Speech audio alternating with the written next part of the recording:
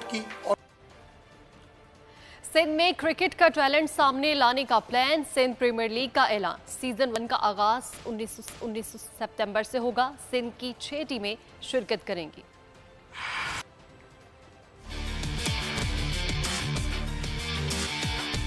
हमारी जो सिंध गवर्नमेंट है उनका एक ही हमारी जो ज़रूरत कह लें, जिस चीज़ की हम अहमियत समझते हैं वो ये है कि जो हमारा टैलेंट है हमारे पूरे सूबे का, वो जिस तरह इसके ज़रिए उजागर होगा। उनका मकसद एक ही है कि हमारे मुल्क का नाम रोशन हो, चाहे वो बच्चा सिंध का हो, पंजाब का हो, केपी से हो, बलूचिस्तान से हो, आज़ाद कश्मीर से हो, जीबी से हो, किसी भी हिस्से से हो, या जो जब खेलेगा तो ये नहीं होगा कि ये सिंध का खेल रहा है, ये बलूचिस्तान का खेल रहा है, वो पाकिस्तान का खेल रहा है।